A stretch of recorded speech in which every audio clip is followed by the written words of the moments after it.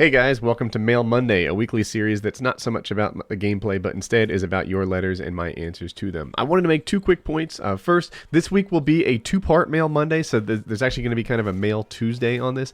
The Mail Tuesday is a whopper. It was the first question I got where I didn't really feel qualified to help the guy out and didn't know what to say. So I brought in somebody else for expert advice, and that's coming tomorrow.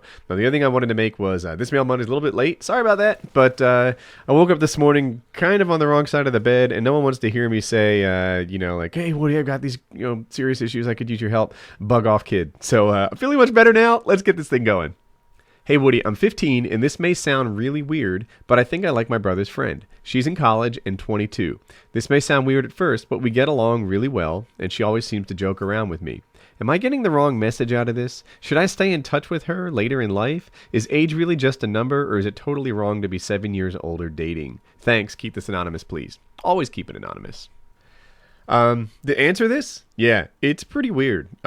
In most of the states of the United States, this is illegal. I'm told that 15 is the age of consent. And I know I'm talking about sex, and you might not be, but I'm using it as a guideline for, like what the law and what society is saying about this. And 22 to 15 is just a really big gap. It's too big, to be honest with you. I think so. Maybe, if you go ahead and she's 37 and you're 30, then that's nothing. That's no big deal. Even if she's 27 and you're 20, then you're, right back in the wheelhouse. But 15 and 22, man, there is such a growth period, right? Like, these years become more important on the earlier end, right? If you had told me that you were 15 and you like somebody who was 7 years younger than you, then that would obviously be insane. Well, it's just slightly less insane when you have 15 and 22 years old. As far as getting the wrong signals, I bet you are. Yeah, that's my prediction. When I was 15, I worked with this girl in like a boardwalk store selling rubber sharks and fake pirate coins and stuff like that in Ocean City. And I had a similar type thing. Like, I kind of fell for a girl who was 22 when I was about 15. So I can see how it happens. I can see why, she was so cool. She was so perfect. She was neat. She wasn't like the other girls my age. And also, she kind of laughed with me. She was a little bit flirty by nature, and I thought that, maybe she liked me. The adult version of me realizes that's crazy, and it makes perfect sense why, when I did eventually sort of make my move, she was like, no, Woody, it's not happening. So I predict the same thing would happen with you, but find a girl your own age and keep her on deck. Maybe the older version of you will find your way to her. But for now, find another 15-year-old girl. She'll be perfect for you. Hey, Woody. My dad recently did not get a big promotion at the current job he's working at, environmental specialist. He has worked at this job for over 15 years and put his heart into this company. He's never really liked the job, but he made a good amount of money, easily enough to support our family and then some. However, in the past 3 years or so, he's dreaded his job more and more, but kept working there to support the family. Very recently, though, he was passed over on getting the big job promotion. He was easily more qualified than anyone else who works there, especially the person who got the job. And not to mention that the person who got the job was a man my dad hired 3 years ago as a sort of assistant. My dad is really upset at the company and doesn't know what to do. Any response would be great, and keep up the good work and keep gaming. All right. As I read this, I instantly appreciate your father. I think a lot of guys don't understand, like what the guy goes through when, he heads to work every day to a job that he doesn't love. I think, let's take this traditional 50s family, right? Sure, the mom's doing a lot of work. There's no doubt about that. There's kind of like a school teacher, right? It's underappreciated in some ways, but they get sort of a reward out of it that maybe you don't get when you're building websites for a living, in my case, or when you're building, an environmental specialist or what. Like, if you head to work every day and you kind of dread it, there's a certain soul sucking that happens there that isn't always understood by people who have more rewarding jobs, by people who maybe aren't doing vacation like stuff on a daily basis, but do get a reward out of it in a different way. They're shaping young minds, they're developing life-saving drugs, they're doing whatever. And your father, it sounds like, is making sacrifices so that his family can be the best that it can be, and I think that's pretty cool of him.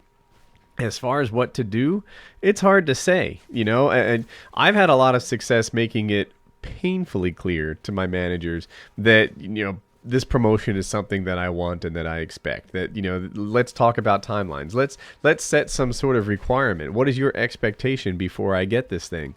And then when I meet that expectation, follow up with them. Your father's a grown man. He probably doesn't need any advice like this.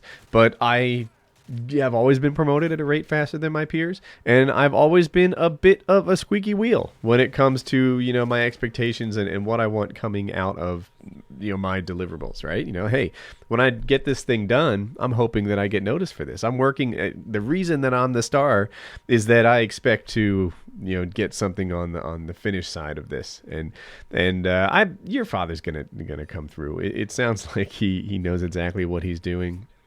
Why they picked the wrong guy, it's hard to explain. There have been times when somebody else got promoted and it was like, man, don't you see that? Actually, there have been several times at work when other people got promoted who they were maybe the leaders of the project that I was on, but I felt like I was the one that was actually responsible for its success. But at Cisco, the leaders tend to get rewarded greater than the worker bees. So until you get in that position, it's kind of hard to get your promotions. But what do you say? From your standpoint, I think what your next step is to appreciate what he's doing for you. To make sure that your father feels like what he does on a daily basis by in an effort to set you up for success is noticed and appreciated. And as far as how he handles work, I'm sure he'll be back on top in no time. Dear Woody, tonight could be my last night as a high school athlete. I've dedicated my life to basketball and to get better and to help my team tomorrow when the playoffs start. Everyone thinks we will lose. I've been the positive person on the team who says we will always win. But I sense the end and I'm scared as all get out. I have started for 3 years and could always say wait till next year, but this year I can't say that. You were a high school athlete. How did you move on? How did you get over it? I am at a loss. I can't sleep. I need advice, and this has been the only thing I like about high school. I don't get girls. People like me, but I have no best friend. I mean, I'm blessed, but at the same time, I'm cursed. Some advice would be great, and if you don't respond, I would not be surprised because you have a lot more important questions about life and death, which are your first priority. Enjoy life like any man should. How should I handle this? I'm scared for the end of it. I sense it. As I read this letter, it's not even about sports to me, right? It's about your identity and your sense of self-worth, right? Like what you're telling me is, Woody, the thing that makes me special, the thing that makes me me, the thing that I value about me is about to end. And what do I do next? And, therein lies the real rub on this thing. I'm not getting that you really, really miss basketball, although you probably do. Basketball's nice in that it's one of those sports that you can continue to play afterwards. Like football, swimming, you sort of end cold turkey. There is not a lot like adult league going on for there. But basketball, there's always people outside of teams still playing it. So it's not basketball that ends. It's the fact that people care about your team. It's the fact that you're it's something that makes you different than everybody else, better than everyone else, for lack of a better term, and that's going to end. So what do? Find a new thing, right? Yeah, there is a new thing, and I'll tell you, like, I kind of miss sports, right? And it's not just the sports, it's the fact that somebody cares about me in the athletic version of me. I continued to play ice hockey long after I finished college sports. But there's no one in the stands, save for like some guy's girlfriend. I've won the whole championship, right? Best team in the men's league. It wasn't in the paper. There was no school or PA system at work announcing that I just won some beer league hockey tournament thing. It's not like that. So I kind of miss it. On the other hand, there will be other things that define you as a special guy other than high school basketball. When you look back, high school basketball is going to be, kind of a smaller thing. And it might be hard to accept now, but like having a wife and kids in this family unit that you've created will be, I think, a bigger accomplishment than anything you've done in basketball. At some point, you're going to have a career, and in that career, you're going to be doing notable things.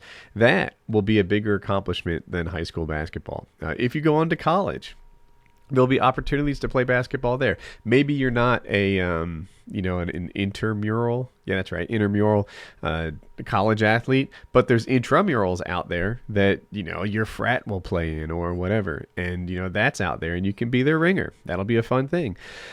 Anyway, this is not the end of you being a special guy. This is the beginning of you finding something else that makes you special, and trust me, it'll happen easier than you may know. Hey Woody, this is kind of a weird question, but here it goes. At primary school, I wasn't really popular at all. The popular girls were really stuck up and mean. Now I'm in high school, and I go to a girls-only school, and none of the popular girls go there. It's been really cool. People like me a lot more and think I'm really funny. Anyways, I was wondering two things. One, how do I keep being funny and keep my kind of popularity? And second, how can I get a boyfriend? I go to a girl-only school, and I don't catch any public transport, so I don't see them. I'm not ugly or anything. And then she goes on to tell me other stuff that it's not her picture in the profile. But this is the question. It's two parts. One, how do I keep being popular? And two, how do I get a guy? So first things first, being popular. At a mixed gender school, there's two ways to do it. Three ways to do it, I guess. For guys and girls. For girls, if you want to be popular, it helps to be insanely hot. We all know those girls, right? They can do anything, they get away with anything, but they're just so beautiful that people overlook all their flaws. That's one way to do it. For guys, be good at sports. You've got that hot body, you're good at sports, they announce your name on the PA system all the time. That's kind of a cool thing. It leads to popularity. But think about in your school, the person who isn't, drop dead gorgeous guy or girl and still manages to be popular. And I bet that you'll find that the person isn't devious, that the person isn't, sneaky and find some way to hold down all the person below them in popularity. I bet you'll find they're actually pretty nice. I bet you'll find that, they might be funny, they might be charming, they might be intelligent, but they have something to offer that's not just looks, right? They've been cultivating a personality that people like being around. That is the step, to being popular. Think about who you want to be with, and then be that kind of person. That'll get you really far in terms of high school popularity. So there you go. Avoid the temptation to talk about other people. Avoid the temptation to put other people down, to blow out their candle in an effort to make yours burn brighter. Right? Don't do that. That's not who you want to be. What you want to be is the guy that you would like, the guy that you would want to be spending your time with, and I'm saying guy, but girl works in this. So that is the popularity thing. Now, for the second part of this, how do you get a boyfriend when you go to a girls-only school? I brought in a pinch hitter. It just so happens that WoodysGamertag went to a girls-only school. I went to an all-girls Catholic high school. So how do you pick up guys? We would go to the guy-only the guy-only dances. So the Catholic boys' schools would have dances, and we would go to those. I also had a friend who went to a co-ed public school, and she would set me up with guy friends that she had. In fact, she set me up with Mr. Gamertag. Trista? Yes, thank you, Trista. It really worked out well. But she set me up with most of the other guys that I had dated. I should be thanking Trista. I totally hit that. This doesn't sound right when you said I totally hit that.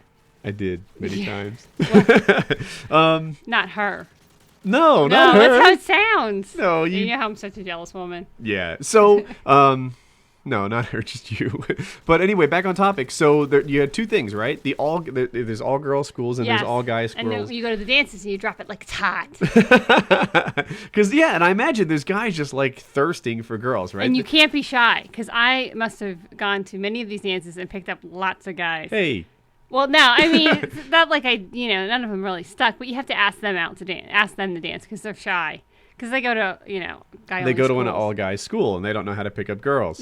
No. So go there, drop it like it's hot. Exactly. And you'll have them eaten out of your hand. Exactly. Nice. And then the second half of this was get some guy or girl who goes to a co-ed school to hook you up. Yeah, you must have friends from your middle school who you're still friends with, or acquaintances.